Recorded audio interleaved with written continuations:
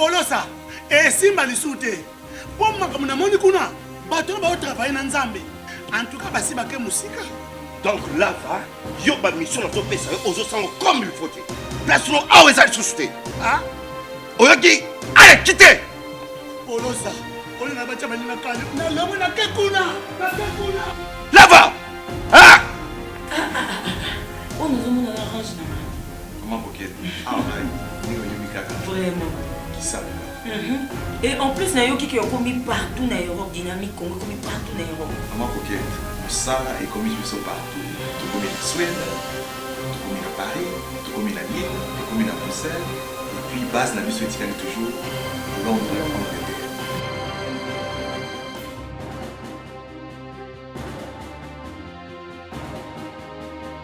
Biso na dynamique Congo, toza ko avancer na nkolo.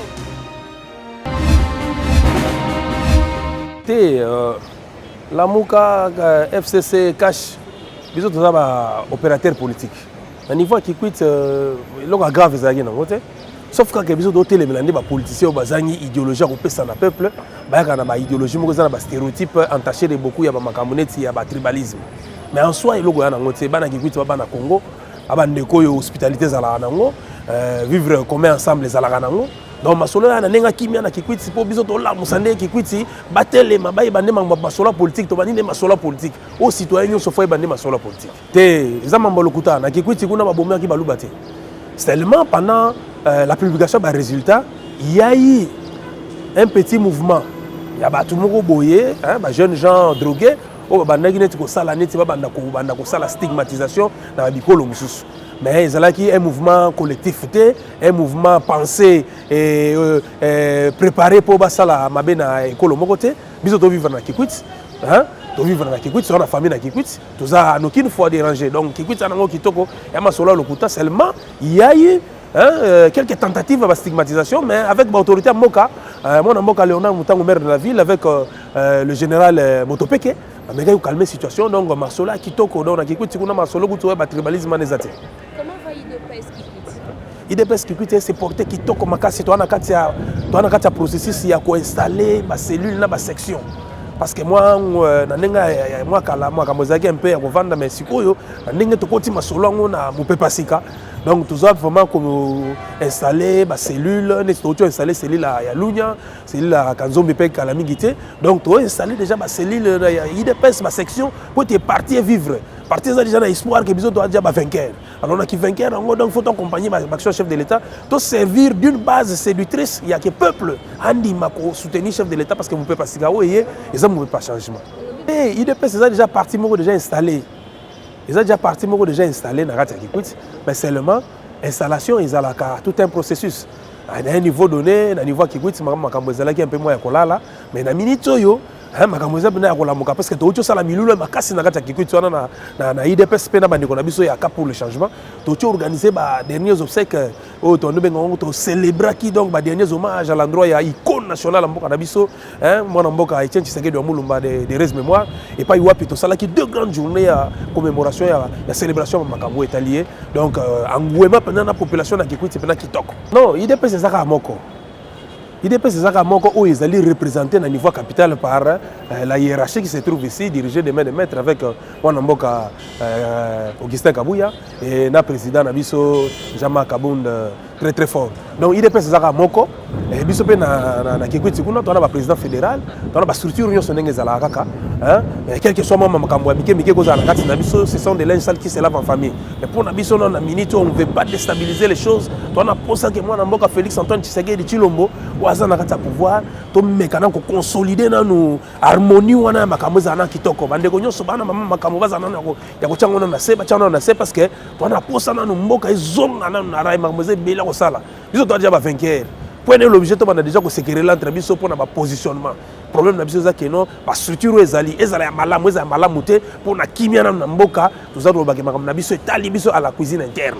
Mais ce qui nous préoccupe pour l'instant, c'est d'amener le peuple, d'accepter, d'accompagner le chef de l'État dans l'action na peut passer parce que azali moko ya combattant ou il faut tout espérer que mboka oyo ezala sous tirer vers le bâti et que vers le devant. te bandeko tangi ndeko lobi que ndeko na biso Moussa Nyamwisi région de chef de l'État pour une raison fondamentale. C'est un leader d'opinion au niveau est. Okoki kozala te oza leader bandeko no bazoziguye bango moko nyonso yo ozolobaka yo oza opposant na makambo moko bozo comprendre te que mokili ezotambola ndenge nini. C'est-à-dire qu'un vrai leader c'est celui qui est à l'écoute de sa base. Alors ndeko na biso to saluer makasi l'esprit patriotique elati ye mwana mboka Moussa Nyamwisi ndenga comprendre ko rejoindre président Fachi eza pena kitoko makasi parce que ye azalaki pe moko ya ba rebelle na tango akala ayebi moi secteur on a très bien il peut apporter beaucoup plus sa contribution pour témoin qui mezonga ndeko na biso moni lokola Freddy Matungulu l'éminence grise mwana mboka oyo maile belé kalaka tina suka et bon yo mona ke no Congo za la rayonner il faut que moi aza représenter na niveau bad yango na mwana mboka Félix Antoine Tshisekedi Tshilombo atala ba meilleur gagnant et notre équipe nationale à Léopard et le but que non yaza égoïste te pour bizona bandeko wana to bagarre makasi na cadre opposition donc to bagarre makasi ege na minute oyo ya tali abia mwana mboka oyo yepe na za Ronaldinho côté wana pour na Congo rayonner à récupérer izala na côté wana ndeko nanga donc izala na esprit ya Congo kaka Congo etombwama babilo nyonso to sala ka ezala pona recherche ya intérêt d'abord supérieur ya congolais alors ce qui Freddy Matungulu a représenté valablement RDC et lokola neti bakagola chebi faut to beta maboko lo bateke bakagola amuta ya province Songolo pour ce qui mouvement Songolo te problème c'est que Congo est réuni ce qui mona mboka nani Moïse Katumbi Chapwe on a benga ka beaucoup plus charman il faut comprendre que politique il faut que ça la on a ndenge ya esprit républicain. C'est-à-dire que les opposants, le but est que tu vois tout dans le noir. Un vrai opposant, c'est celui qui a cet esprit républicain de voir ce qui est mauvais et d'encourager ce qui est bon et d'apporter des solutions. Mais ce que vous avez la vérité des innogués, tu vas pas dans l'équipe Real de Madrid. Cristiano Ronaldo a télémi à tombé dans corner. Kotoyo Ramos abeti kuda arbitre moniteur bandu longa te bien na tobo ya yango yo ozalaki Marcelo si on a noté bien arbitre Cristiano Chebi à lokuta te biso tozali ko bunda na système wa makasi o bazaki na ba moyen nyonso o bazaki na misolo ba fabriquer ba opérateur politique minene o bazaki na ba moyen de l'état ba organiser supercherie na kati ya processus électoral na bango mais na makasi ya politique d'encerclement ndenge to panzana quelquefois le malheur est bon politique d'encerclement bazangi place et que moi na mboka Félix Antoine Tshisekedi Tshilombo bimi président donc yo sozali na cannabis un véritable combattant un véritable guerrier on comprend que victoire eza na cannabis to tika masolo lokuta ko distraire peuple na minute oyo et comme ndenge nini faut to tonga mboka oyo yaka na mayele na yo atoza opposant. Un opposant, il faut avoir l'approche de ce qu'on appelle le programme constructif. Ça dit que tu critiques, mais tu proposes aussi quelque chose. C'est ça l'esprit républicain qui doit animer les gens dans une démocratie. Mais on va critiquer, on va proposer le côté. Donc on a contre le Congo. Mais on a Kikwiti. Kikwiti, on a boulé, belé, na makadam. Mais tout le monde a une initiative depuis le mandat de 2006. Les politiciens sont qui minorisés dans le Parlement. Bon, ça la nini, pour la fief électorale, ils ont malam. Mais dans la minute, il faut tout à la vers le devant. Prenez l'objet à continuer la discussion. Zangatina, to sangisa mayele, to sangisa makasi, pour tout Congo. En tout cas, la Mouka a son avenir. La Mouka a son avenir. Tu peux voir que la Mouka est qui zobazoba. Elle est pas libre pour maman notre makala. Koto est en moi, tu sais ndenge mususu, tu sais côté mususu. Mutu na mutu, ah ça la match côté naie. Au moment où on panzana nango, mais seulement. Bisous pour que nous, la structure politique panzana. Parce que nous savons l'importance des partis politiques. Une opposition qui n'existe pas dans une démocratie, ce n'est pas une démocratie. La vraie démocratie, la voix de l'opposition est sacrée. Il faut la protéger, il faut l'encourager. Et nous encourageons les partis politiques d'accomplir leur mission traditionnelle qui consiste à socialiser politiquement leurs membres. Ceux qui osent ça, la partie politique, pourquoi ça rappelle le tu es info. Parce que le parti politique, c'est le poumon, c'est l'oxygène de la démocratie. Nous encourageons nos frères qui comprennent que la plateforme va ça pour des besoins électoralistes. Na minute, il faut que Martin Fayulu se concentrer dans ICD. A implanter ICD, à côté de Zolosi, dans ICD, dans 4 minutes à battre. Et il y a des gens qui ont échoué et qui veulent aussi se redonner une petite santé à niveau. Il y a opposition. Mais quelle opposition que tu es en train de faire parce que tu étais un criminel économique? Tu es bandé ko belé ba yiba mbongo na mboko. To yebi bango to kolandela bango ba yeba ke ngonga o ezana ngonga moko ya transition mais ngonga ko ya parce que des crimes économiques sont semblables aux crimes de guerre. Et qu'ils le sachent que tu poursuivre bango. À un moment donné, ils sont ça, maquillés les belés, to yebi nengani no kota ki na pouvoir, to yebi nengani bima ko na lar. To kolandela ka batwana mais na minute to tchana mamnase, poto zong sana mboka na rai, mais tika lo ba dossier ko ça. Moi c'est dans un esprit il y a au moment temps benga makamo a benga un concept de réconciliation. Dans la réconciliation, même quelqu'un qui avait fait du mal, c'était un homme qui s'est trompé. Ça, c'est ce que nous disons dans la non-violence. Dans notre conception, nous disons, si un frère se comporte mal, c'était un homme qui se trompe. Il faut lui tendre la main pour qu'on travaille ensemble. Mais dès lors qu'il demeure têtu, à ce moment-là, on comprend que Yozo, vous avez une approche de la réconciliation. À demeurer têtu, pour me collaxer, mais à bosser que lobby kakawa. À ton niveau, parler de Bazamba. À comme il y a un ministre, à comme il y a un monde belé, Yozo il m'a dit beaucoup ma, na balari bello zanangwan. Peuple a souffrir, Yozo il m'a belé. Donc, bison na ministre, to bisa bande kwa na keba. Soko zolo bakazala kana mo ba reteni. Contrôle la langue na yo. Pour justice, et kozonga malamu na mboko yo. To kolandela yo. Soko sala pe mo ba tetite se belé to yebi ngeni no sala ba chaîne ba télévision, ngeni no osomba mituka ngeni no tonga ba immeuble. Mais ngongezali oyo l'état congolais a kolandela yo. Atuna sambo tuna sango ya ba nazi lokola ba nazi ba batamati na ba Buenos Aires. Il a fallu que ndeko moko boy avec un cabinet très puissant Simon Wiesenthal a landati ba nazio batama. C'est-à-dire que yiba lelo, sachez-le bien que les crimes économiques sont similaires aux crimes de guerre. On finira par poursuivre les gens. Mais dans un esprit de réconciliation, si tu veux voir le Congo, zong ça ba intérêt goïste non asima, dans l'intérêt suprême de la nation, yaka apporter savoir-faire nayo moge gene liboso. Non, parce que sambrier, bituma vérité des ina sous outil narté. Parce que vérité ngo yo sala yo za na preuve que yo gagnaki. Parce que la vérité, c'est là qu'il faut que la justice apporte ma preuve que yo ne gagnaki. Donc les gens sont en train de distraire la population. Na minute masolo na bango tozo encourager bango ba yo kana qui constitue une opposition républicaine. Pour que le Congo avance, pour qu'une démocratie avance, il faut qu'il y ait une véritable opposition. Mais pas une opposition qui est basée sur des stéréotypes. Où vous avez l'avantage à Gobendaka Bato parce que Baza Bato est colonayo, aux autres inokilé moi discours moko il y a division, organiser au long Bato. Des peuples comme éveillé, partout peuple a éveillé. Peuple zola de la politique mikolo nenge pe nenge salema.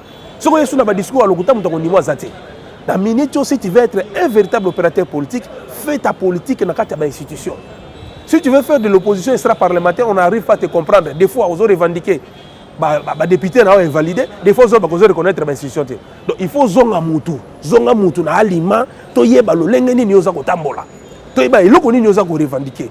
Et à ce moment-là, ça va être profitable pour la nation parce qu'à ce moment-là, on va comprendre que toi, tu as une autre vision de ce que nous sommes en train de faire, comme c'est nous maintenant qui gérons. Si nous faisons mal, tu peux nous présenter avec une approche, il y a un programme constructif. Mais à partir du moment où vous avez le côté proposé, vous avez critiqué le peuple. C'est le moment de former le peuple qui soit des citoyens engagés. Le Congo a besoin de citoyens engagés et non des citoyens distraits. Nous avons besoin d'une population surveillante, capable de prendre le problème du Congo à bras le corps et d'accompagner le chef de l'État pour matérialiser certaines choses. Non mais c'est un choix injuste. D'abord, à Liboso, vous choisissez quelqu'un qui est frappé par des sanctions internationales. Une personne qui est ici alignée dans l'ordre, il y a des crimes contre l'humanité.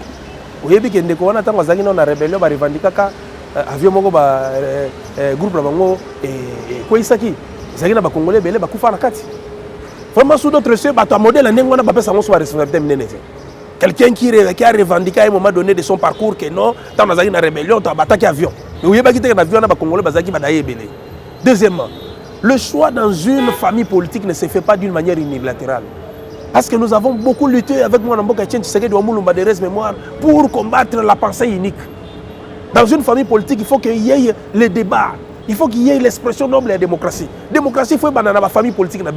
Donc, chef de l'État, ancien chef de l'État, il a bien imposé Kanimoutou Songolo. Non! Il faut, à partir de la configuration de la force politique, il y a Masanga na bango, batali so bakosa ba primaire. So ba yokana consensus système basali ba prix, ba primaire. Et ndebo ba bimisaka. Mais on a égoïsme, moko yebeta manakati na bango et ça la passe. Attends toi la famille politique na bango, ce sont des Congolais comme nous. Parce que tout Congolais a la possibilité de former ma famille politique, ma plateforme pour exister. Et ça entre en ligne de compte, il y a contribution, il y a culture politique na biso. Mais à partir du moment où tu as un monolithisme, une pensée unique, et pas une autorité morale. D'abord, l'autorité morale, il faut doter. Moi, autorité morale. La seule autorité morale, c'est une institution. Ce sont les règles établies, il n'y a pas d'autorité à battre. Un individu ne peut pas être comme une autorité, comme une dictature, comme une Tanzambé. Encore, tu opposes à l'autorité morale. Il faut que tu sois une institution parce que tous nous devons être soumis devant la loi. C'est ça la conception derrière un état de droit. Ce sont des professeurs, mais ils ont accepté à ce qu'il y ait yango tolobi bato to benga bango ba professeur ngana regretta mingi no journaliste buyamba ka batu omoni oyambi o benga professeur excellence te omoni na poto Yo yebaki que non nani François Hollande azaki professeur. Otika la yoka journaliste moko zo benga François Hollande professeur na plateau. Ba ko benga yo te parce que ça culte de personnalité qui professeur na yo ko bima nengo za ko lobo zo bimisa makambu mokile zo na bia ah mutamaye lebele. Mutamaye lebela donc abna kalaka. Ils ont dit que yo ya kaka na jalelo professeur honorable. Oh professeur boy, il pas zo quand un lengi ba benga ki ba professeur pendant que tu es en train d'exceller dans la médiocrité. C'est-à-dire un professeur c'est un savant. Il faut plutôt y avoir qui professeur non ou inventer ni pour épouse sa société na biso que liboso. Vous n'inventez rien, vous ne faites que du copie-plagier et puis vous avez même un professeur et on a un comportement na bango, ba professeur mais bazawana ils se soumettent devant la pensée unique à Mutumoko. Quand on veut faire de la politique en démocratie, on doit comprendre d'accepter le débat, la contradiction, la dialectique. Il faut bien qu'on ait zaraka. Mais ce que vous avez imposé, pour vous avez solo, vous avez influence belé, alors vous avez dit la rayo, tout le monde a batata mikolo, vous avez bloqué salité. Ça nous diminue davantage. Il faut que vous soyez dans vos structures disciples d'encourager le processus de la démocratie. Que dans vos structures, démocratie ça les maka. Yango to telemil makamwana ya kopona mutu wana qui est d'abord criblé par les sanctions internationales. Or poste bolingo ça est un poste très stratégique pour le Congo. Le Congo sera maintenant dans une difficulté de rayonner parce que déjà la personne à qui vous avez donné des responsabilités est sous des sanctions internationales. Et l'éthique qui doit prévaloir dans le chef de la personne est très critiquable. Des blocs à doter les mélanges.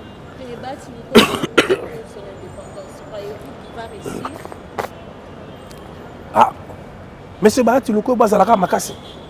Azalaka Makasa koye bakake système ya lingaki.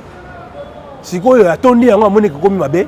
Azala makasi à côté les mapé lokola mwana mboka Etienne Tshisekedi wa Mulumba tanga lobaki non na maréchal bakabwani na ye na 77 Etienne Tshisekedi a déméré malgré torture, relégation, emprisonnement a déméré téméraire na démarche na. Il faut pas tous la bateau comme ça ba caméléon politique le lobby boy changer des hommes versatiles non.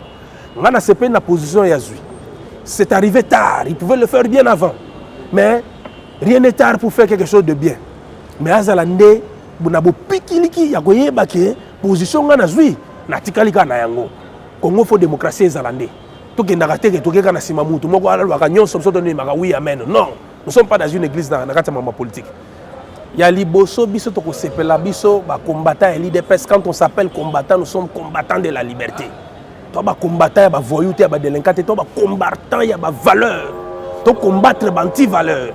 Et pour la biso soto moni anti-valeur moko za na kamoko boye kuna kaka dictature alors que le Congo a tellement reculé avec les 32 ans de la dictature à Maréchal ce qui moi croissance ya dictature ça les mana famille moko boye to mona qui fait contagion nango et ko za mboka mobimba. C'est pourquoi biso ba combattant de la liberté tozo sepela ke moi na mboka wana Monsieur Bahati Lukwebo andimi ko longwa na monolithisme ya famille politique na bango alobité cette manière de nous dicter la pensée unique d'un individu to continuer na yango te to kobetele maboko sur ya on maison na cannabis à ça citoyen congolais comme tous les autres congolais parce que biso bato to za na kati ya parti politique musa na biso au jour le jour c'est de conquérir de faire adhérer beaucoup de gens na kati ya vision na biso ya komona ndenge ni mboka faut tambola soki ndeko na biso za congolais lobi ke ye alongwe kote kuna zo inkoto yo biso to mona mabeta surtout soka ye na ba idée oyo andimi kotambola lolenge biso to tambolaka na idée ko za la téméraire na makambo na biso que vous allez toujours distrait. Le comité laïque à Salama, c'est l'expression de toute la pensée à Congolais. Quand vous êtes quelqu'un qui a été élevé à un niveau, vous avez un juge, à un niveau de la cour constitutionnelle, et que l'attitude comportementale, vous avez sincérité dans la décision par rapport à la réalité juridique. Ceux qui ont démissionné par probité morale, ceux qui ont il y a eu une clameur publique par rapport à Makamonga na Sali. Il faut démissionner. Mais toujours c'est que c'est limité à la conférence de presse, aux journalistes, aux va démissionner. Bah démissionner. Bien to prôner l'action to bengango l'activisme civique non violent. Vous avez posé à juge la cour constitutionnelle va démissionner. Bengandeko to quitter la bango. Sit-in. To beti bango sit-in même à 2 semaines. L'affluence des gens qui vont venir pour répondre à ce que nous dénonçons et pour permettre que nous ayons la contrée forcée. Parce qu'un privilégié n'accepte pas de son propre gré à Tikamo avantage au Songolo. il faut par l'activisme, par l'engagement citoyen qu'il faut côté les mélaye. Nous déplorons que Vandeko Bassou a la conférence de presse. Une manière de rayonner pour Mukilo Kaketolobi. C'est une consommation extérieure. Mais la vraie consommation est celle de faire participer la population à cette vision de pensée. Que voilà, Vandeko va se comporter mal. Ils se sont contredits dans la décision judiciaire au Bazoui. Et Sali Soni Yamboka. Dans ma camo bolbe que Sali erreur matérielle. Yo comme que nous traiter ma question de fond. Alors que erreur matérielle, les gens makamo esuki kaka na niveau effort. Et que ok, si ko bateau yo o invalidaki à partir de la pression, aux ongi sima, aux ongi si bango. O bimisa Soni Yamboka parce que la justice élève une nation. Et ceux qui ont allé bongo muto à comité laïque, tika makamouana ya ko salaka ba conférence de presse. Maintenant il faut passer par l'action directe. C'est ça la méthodologie que nous décrétons dans Katia combat. Ah voilà. Nenga komona ki babandaki ya wana makambo ya kotelemela makambo ya troisième mandat. Il faut associer le peuple par son combat. Il faut associer le peuple par des éducations civiques. Approcher la population, chercher un plus grand nombre de gens pour qu'ils soient sitting au niveau de la cour constitutionnelle. Ça, ce n'est qu'un exemple. Ce qui Bakiti, vous avez discipliné les gens au jour le jour. Peut-être que vous avez 2 fois par semaine. 2 fois, mais le nombre doit s'accroître du jour le jour pour exiger leur démission. Vous en entendez quoi? Ce sont des actions directes pareilles qui permettent à ce que l'expression populaire soit prise en considération. La détermination, hein, la témérité dans ce qu'on cherche et à la prise en considération. À partir du moment où il y a un dynamisme événementiel dans le Bossala, Moutouana qui a une parcelle d'autorité, à Monique et Moukile, comment les Meleka démissionnaires au Salini a démissionné.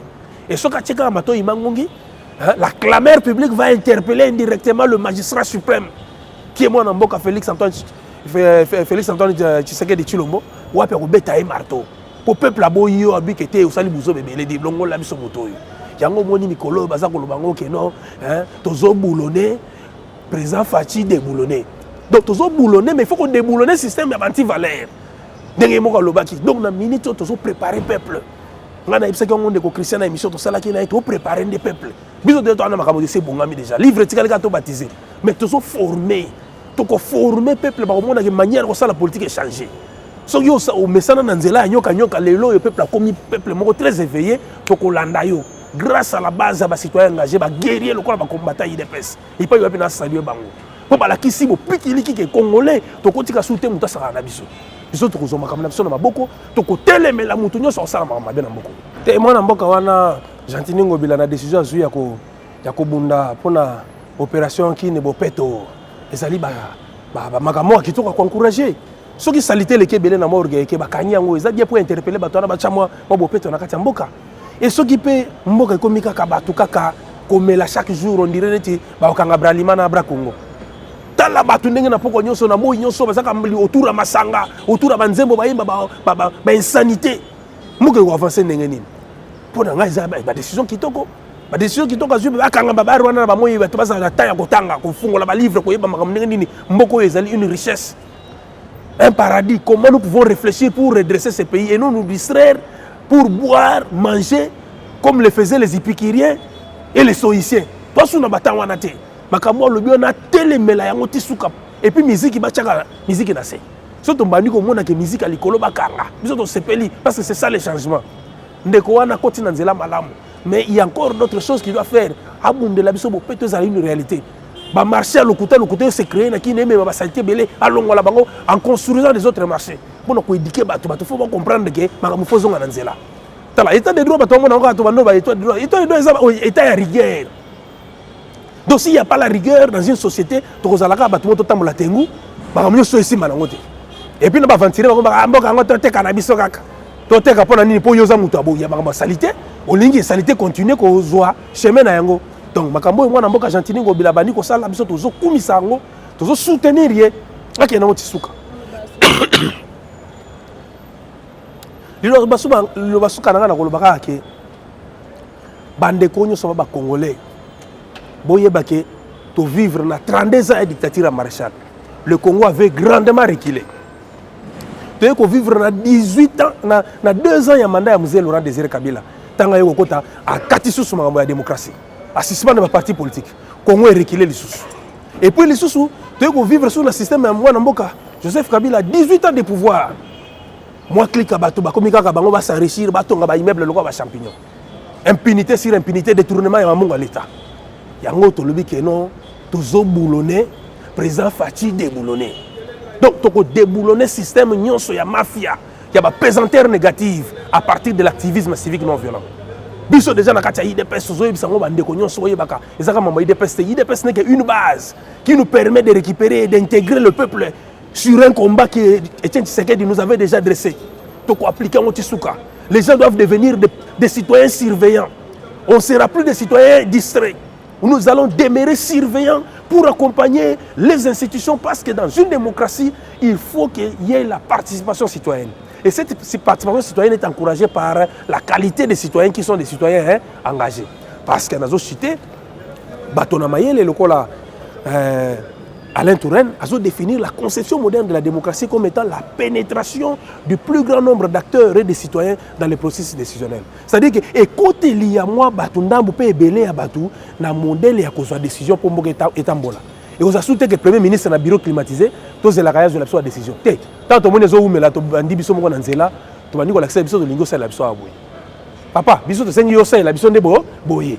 Et puis tu vas dire que longola ba sanité na ba caniveau na biso biso moko. Donc yo tinda ba service ba accompagner biso pombo ke zonga nini, ezonga malamu. C'est ça. Makanisa sika biso to na ngopo to ko tsana modèle o mboka fo etambola. On se rappelle des gens distraits à Kena mais la masanga, ko binaka ba buzo ba yema na ba musique na commission de censure oyo bazotika ba buzo bezoleka. Na banzembo ezo avancer peuple té biso to côté le même makambwana. Ya ngoto encourager bande ko nyonso yo ezaloza muta FCC ezaloza muta kan songolo soko za na makanisi malamu pote ko to déboulonner banti valeur to accompagner chef de l'état en déboulonnant le système ya banti valeur. Ah, merci beaucoup maman Astrid Nzamba apambola émission yo parce que za tribune malonga biso photo to lobela ba citoyen congolais au bazali engagé et puis debout.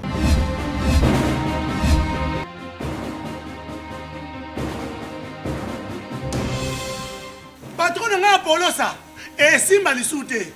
Pour moi, comme on kuna, bateau va travailler dans Nzambe. En tout cas, basi bake musika. Donc là, va, yo ba mission na to pesa aux sango comme il faut. Place no awe za susute. Ah? Oyoki, allez quitter.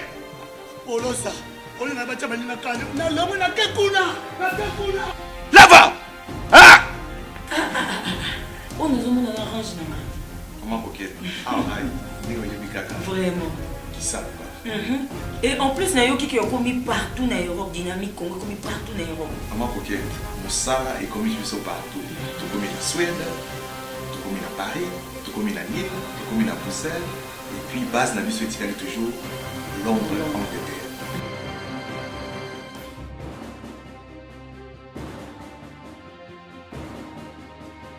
Biso na dynamique Congo, toza ko avancer na nkolo.